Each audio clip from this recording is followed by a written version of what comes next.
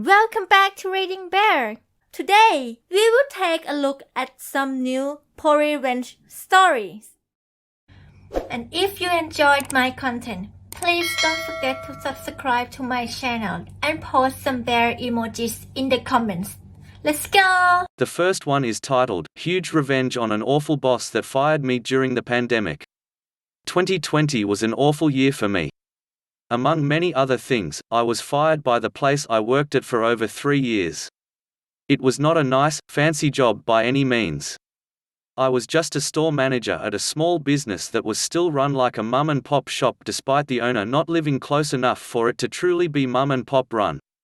To compensate for not being able to be in each store every day, the owner insisted on getting updates from every store 3 times per day. As you would expect, while the business grew to about 17 locations across many states, the owner could never remember who said what or what was even said. It became too much for the owner, which created a lot of miscommunication issues within the company. Every manager was having to deal with this, but it was a bit tougher for locations like mine because we were slower, so the owner didn't care about our store as much unless they were upset. They didn't have to be upset at me, but if I was next on the phone, I was absolutely screwed. I could outperform our goal and it still wasn't good enough, not an exaggeration as it happened many times. It had been this way forever, but it got especially bad leading up to me getting fired because of new hires screwing up at multiple different locations. So, for nothing but poor timing, multiple other managers and I found ourselves on thin ice even though we did not house any of these new hires. The owner, during the pandemic, was constantly bragging about how the business was doing even better actually this past year than any other. But then a week after their latest brag, they informed me that I would be taking a pay cut to match the other store managers for the week I had just worked, illegal to cut my pay after I have already worked it, and going forward. Naturally, I asked why as I created their website, online store and was doing all website work for them, which is what led to my pay raise. When I asked, the owner made excuses saying that it's not fair that I get paid more than other managers, so I reminded them that I'm doing more work than the other managers. They then make an excuse and say that it's because of COVID-19, so they can't afford my wage. I reminded them about the constant emails about how we are outperforming last year and that I am already taking a pay cut because my hours have gone down due to curfews. They got frustrated and said, "Why are you arguing with me? You will get paid the same as other managers." I, frustratedly, said, "Fine, but I am not doing the website if I'm not getting paid for it." After this, the owner got upset and long story short, fired me. My financial security went out the window and I was panicking to make it through and barely did. Until these past few weeks, I had only $30 to my name outside of money for rent and I was barely scraping by because of groceries and other bills. My direct superior was furious with the owner and defended me, which almost cost them their job as well. Fast forward to when this happened, I get another email reminding me that the domain name that the owner purchased expires today and that if I want to keep it, I have to pay. Now, let me clear something up before I go forward. I transferred everything to them when I was fired. I left trying to hold my dignity and did not make a scene. I sent every piece of info to them over email, recommended they change all passwords after my departure, and tried to send over the domain ownership to their company account. The owner refused to make an account and take ownership for the domain name, and refused to let it be held by the admin account made for the company because multiple people access that. Eventually, I gave up. The owner has been paying for this domain with their card, but on my account forwarding the traffic to their host. Well, their card expired and could not auto-renew their domain name for 2021. Until now, I decided I would never mess with it, but now that it's back to being available for purchase to the public, my friends and I bought it together for a good laugh and a big middle finger to the up-and-coming business. Well, after a few drinks and a late night, I made the worst website that is honestly just one massive shit post and then gave it the domain name. So now, the domain name that is on all of their business cards, social media accounts, emails, and business transactions with suppliers leads to a super but SFW unprofessional website that has the shittiest content and worst layout possible. No names were trademarked, it is not for commercial use even if it was trademarked. And I signed nothing when I made it for them. We all had a great laugh before I crashed that night. The DNS traffic stopped forwarding to their host when I woke up the next day and now points to my abomination of a website, and they still have yet to notice it's still on all their social media. If my guess is correct, they won't find out until a distributor points it out to them. They check our website frequently to make sure it is quality, else they don't want their products sold on the website and may stop selling to the company. The next one is titled, 20 Years in the Making. Some time back I was hired to a company by a CEO I had previously worked for someplace else. He was a good friend, so when his newest company wasn't achieving sales, he headhunted me to join the new one. The company hadn't made a sale in 2 years. Year 1 the software product was in beta, so it wasn't ready to be sold. Year 2 they realized using the tech staff to make high-end sales to C-level executives was the worst sales model one could conceptualize.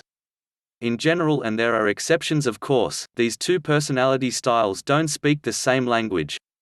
Tech people talk tech. Buyers talk benefits and how the potential product fills needs. I bridge the gap well by translating tech speak into natural conversational language so buyers better understand how their needs will be filled. The job was an hour-and-a-half drive one way from my home, so the CEO said I could work from home as long as I kept the sales management tool current. It's where you keep the notes of each prospect's status, came to important meetings, and made sure the executive team had daily sales reports. The first month I made the daily 3-hour commute because I needed to have solid, constant interaction with all the departments to rapidly form my sales strategy and develop a two-way confidence level with the section heads. Once I had a handle on things, I was ready to launch my sales plan. In the meantime, the CEO hired a VP of sales, Karen, who started 4 days before I hit the ground running to get in front of buyers. She was a VP coming from the banking industry and had a long career in sales and marketing in finance products. I hated her from the moment she arrived. She knew nothing at all about tech, and I spent a lot time trying to orient her, which wasn't ideal because I needed to work on my sales strategy. They brought her on board because she had strong experience gaining financial investors. Nevertheless, I forged ahead. Traveled to a target state and spent 19 days crisscrossing it. When I came back I had 17 contracts from buyers totaling about $2 million in sales. My CEO was overjoyed. Fast forward 6 months and now working from home, I'm rocking and rolling. Sales are strong. CEO is happy. Good things are happening. Karen has landed an investor willing to drop $6 million into the company, and they are coming into town for a discovery meeting. She asks me to drive up because they specifically want to meet the salesperson. Seconds before walking in the door for the big meeting, Karen pulls me aside and says she needs me to back her up on a lie she has told them. Basically, she doubled my sales numbers. I told her there was no way I was going to do that. She says the CEO has okayed the lie. We get to the part in the talk where the investor is looking over my inflated sales numbers on the prospectus, then directly asks me how many sales I'm making a month. Karen is behind him waving her arms, but I was having none of it and answered truthfully. He looks askance, staring at the document which has the false number listed, while she's giving me the stink eye behind him. No one says a word. Dead silence. I ask to see the document and fates have aligned, allowing me to solve the dilemma. I explain the first two numbers were transposed. They correlated well to my real sales versus inflated sales if you flip-flop the first two digits. Potential investor is satisfied and we move on. Switch gears. About a week later I was meeting with the CIO in his office and he referred to my big chest. I'm no shrinking violet, but it stunned me because it was so unexpected. That night I was chatting with my BFF, best friend forever, who happens to be a lawyer, and told him about it in casual conversation. He said I should tell the CEO so he can address it.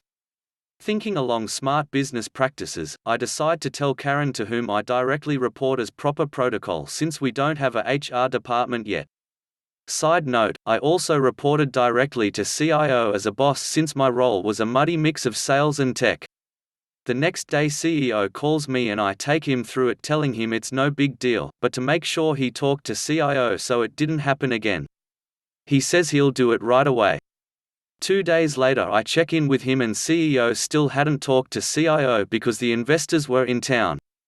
I gently push him to get it done and casually mention my best friend who happened to be a lawyer was the one who urged me tell him because any good CEO would want to know about it. I reiterate I'm not mad or upset. The only word he heard was lawyer. He went nuts that I was bringing a lawyer into the mix. Now this guy was my good friend. We'd worked together at 2 companies for years. I calmed him down, or so I thought, explaining that I only wanted him to talk to CIO. I also told him I hadn't brought a lawyer into it, that I had been innocently chatting with BFF who just happens to be a criminal defense attorney. He seemed okay and we hung up. The next day I'm working as usual and I get a call from an attorney who explains the company has hired her regarding my harassment claim. I'm flummoxed and adamantly told her that was not the case, that I had no claim against the company. She said otherwise. And that's when everything changed. Dramatically. CEO was furious with me for bringing this on when investors were looking at us. His reaction set the tone which filtered down. The company began to retaliate against me.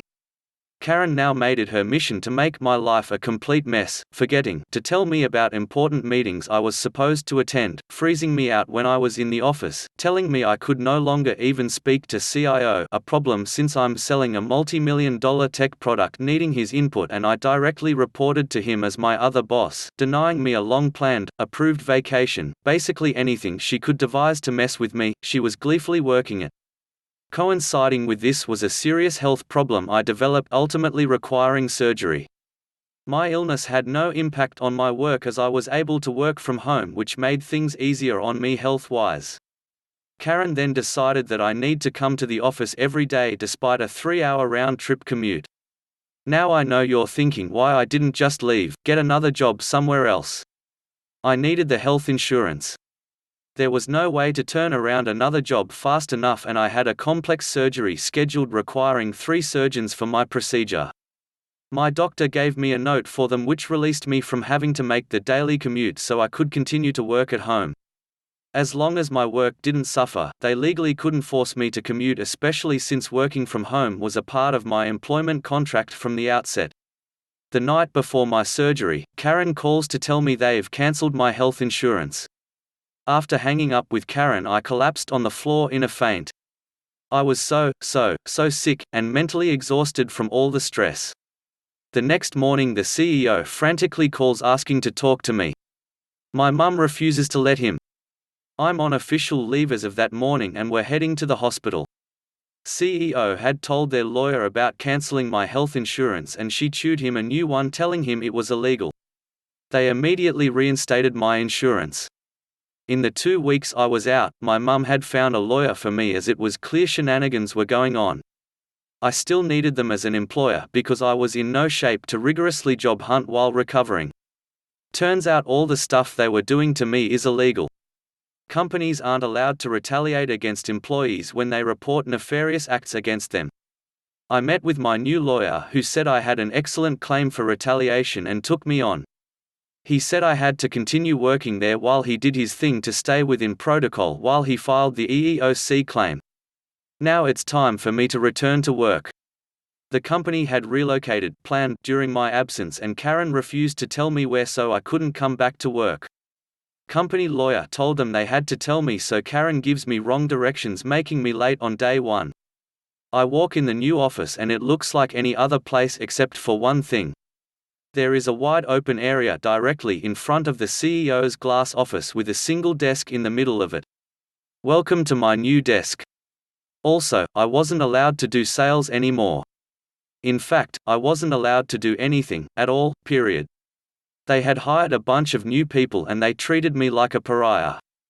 Turns out Karen had gone to them telling a pack of lies and if they know what's good for them they'll stay away. Since I had nothing to do but couldn't just sit there looking like a dope, I worked on documenting everything being done to me per my lawyer's advice. I was meticulous in my note-taking. Karen began writing me up. Stupid stuff like not answering my phone on the first ring and for asking questions during company-wide meetings, asking to see my personnel file which employees are legally entitled to do although not entitled to photocopy any of it. Each time she wrote me up I had to sign the write-up. There was a space for me to reply to it, so I consistently wrote, "I do not agree with this assessment." It infuriated her so much, she wrote me up again for writing the statement that I didn't agree with it. There were several instances where she called me into her office and literally began screaming at me loudly and enthusiastically. I wouldn't engage though. My standard answer to everything was "okay," which made her apoplectic.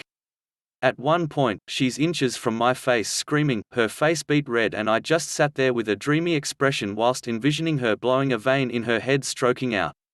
I infuriated her with my equanimity. Still and all, I was in it to win it at this point. It didn't matter what new humiliation they dished out. I took it all with a bland face, then went to my desk and documented it in my notebook.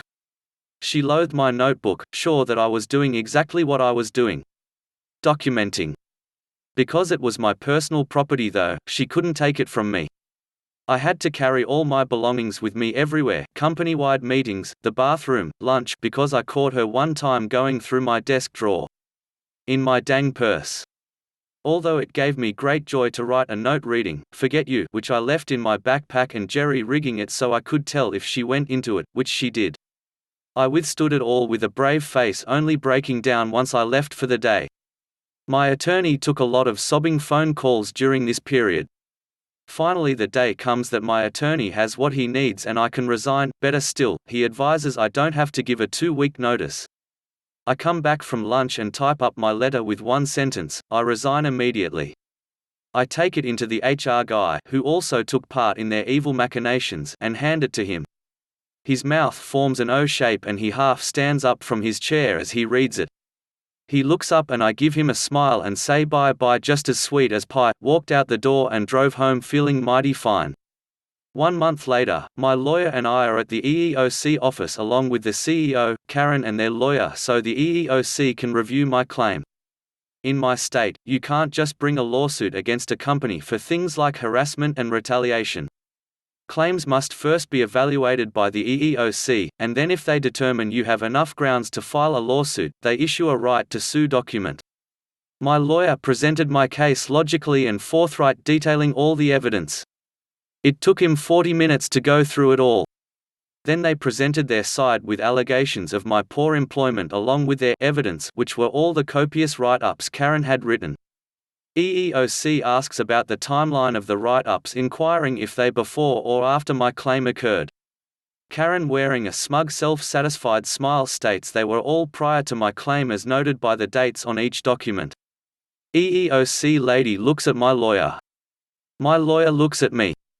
I look at Karen, then serenely pull out my photocopies of the documents. Whilst handing them to EEOC Lady, Karen barks, "She's not supposed to have those. They're company property." I show EEOC Lady that the dates have clearly been altered by Karen. She had made copies with the dates blanked out, then backdated them. You see, whenever she wrote me up, I had to take the document personally to the CEO to put in my personnel file. Along the way though, I stopped at the copier and took copies. She never knew I was doing this. You could have heard a pin drop. EEOC Lady reviews the copies, then slowly sets them on the table. She didn't say a thing for a long time, then she spoke. I can remember her words exactly to this day. I've seen a lot of ill treatment and illegal undertakings by both employees and employers, including forged or altered documents, but I have never seen someone so incredibly stupid to present documents this easily disproved. Not only are employees entitled to receive and keep a copy of formal write-ups, but reading these ridiculous allegations, it's obvious you are trying to manufacture your case. She went on to say I had a clear case for a lawsuit, and moreover I would win it. She recommended their side go in another room and determine a settlement amount to pay me immediately or risk the lawsuit. They went to a nearby office and I could hear the lawyer dressing them down. Words I heard included, "Lied to me. Lied to EEOC. Presenting false documents. Broke so many laws. Figure out a number big enough to pay her so this doesn't go to court because you will lose." They came back with a $50,000 offer which we accepted. My lawyer and I left, then did a football touchdown dance in the parking lot. Looking up at the EEOC window, I could see Karen in the window looking miserable and crying. She had just been fired. I'm not a hateful person. I get mad and get over it. But, for Karen, I nurtured hatred and vowed to one day get revenge, so I kept tabs on her, and discovered she opened a finance marketing company after she was fired. Then I waited a year before exacting my petty delight. For the past 18 years, I've executed a wonderful, soul-refreshing project. Each year I go to her website and write down all the work email addresses and phone numbers for the employees. Then I subscribe them all to get more information from places like online schools, online insurance companies, all those scam-aggressive organizations that keep your contact information longer than a gypsy curse while trying to sell you stuff. The last few years, I've subscribed them to an email bomb service where the service takes the address and instantly subscribes it to thousands of newsletters, request for more information feeds and other online buyers of email addresses for marketing services. I tested it with a burner email and it wreaks havoc on your inbox with thousands of emails received within seconds, and they never, ever, stop. You literally have to close down the email because it can't be salvaged. Each year when I go to collect the contact information, all the emails have been changed to new ones. Last year my cousin took a job in the same building. I enlisted her help and she made it a point to befriend a receptionist working for Karen. After executing my yearly plan, my cousin went to lunch with her. The receptionist was in a foul mood and explained the entire organization was in disarray because IT had to redo all the emails again. It keeps happening over and over and nobody can figure out why. She said the owner, Karen, has had to get her cell phone number replaced 3 times because of all the texts and phone calls she gets whenever it happens again. Sometimes Karen would have her phone number on the website, which I duly subscribed to everything under the sun. The best part for me was hearing how she lost a mega client because they felt the company was in too much turmoil so often. The thought of this keeps me warm and cozy at night, and I sleep so very, very well.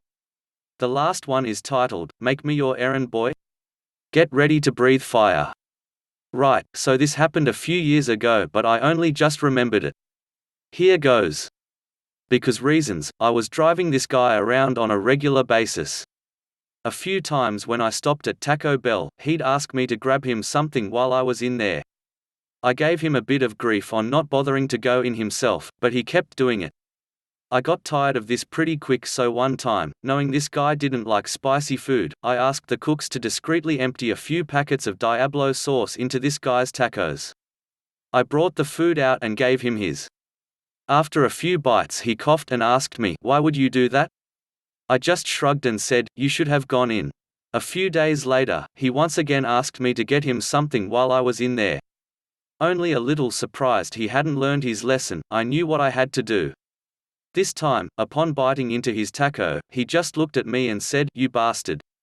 The reasons I mentioned at the top ended after that, so I don't know if he learned his lesson the second time around or not. Thanks for listening.